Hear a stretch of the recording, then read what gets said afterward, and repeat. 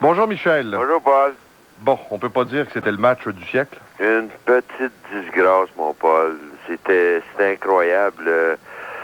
Ouais, j'étais sur la passerelle, on analysait le match, j'essayais de trouver les côtés positifs du Canadien.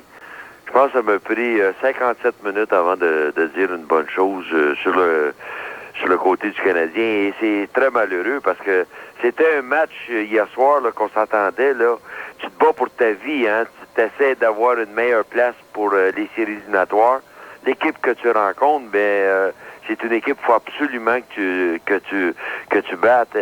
C'est incroyable. J'en reviens pas, moi, qu'une équipe là, ne soit pas prête comme hier soir. Le deuxième effort, oublions ça. L'intensité, oublions ça. Et on se demandait hier, lors de l'envolée de Montréal à Boston, comment le Canadien pourrait se regrouper. Et Mario Tremblay a trouvé un moyen. C'est-à-dire qu'habituellement, 2 matchs en 2 soirs avec un voyage dans le corps, il n'y a pas d'entraînement le matin, mais Mario commandait un entraînement pour tout le monde ce matin. Michel, votre collègue, le docteur Fournier, disait hier soir que depuis que le Canadien s'est installé au centre Molson, il n'a pas connu un match, disons, très, très enlevant depuis qu'il est là. C'est vrai. Je suis d'accord avec Ron, moi. Il y a eu des victoires, mais rien de marquant, là. C'est ça. Rien de convaincant. Oui. Est-ce que... Peut-être qu'il y en a qui vont dire que l'atmosphère est différente, qu'il y a moins d'enthousiasme qu'il y en avait dans le forum. Mais moi, je pense que les joueurs créent cet enthousiasme-là.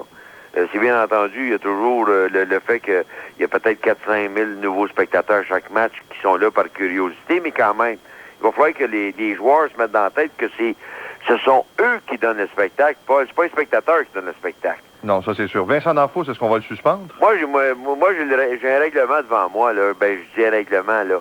C'est la deuxième infraction avec bâton élevé.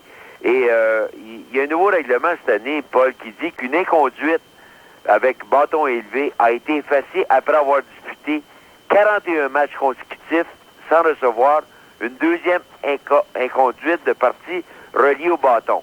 Ça, ce qui veut dire que Vincent D'Anfos, lors du dernier voyage dans l'ouest de la côte du Pacifique, a été chassé de la rencontre pour bâton élevé.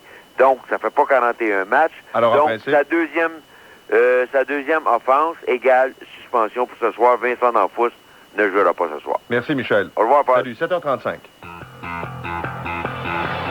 Jusqu'à 9h30, Paul Arcand vous informe sur les événements qui façonnent votre quotidien à CKC 730.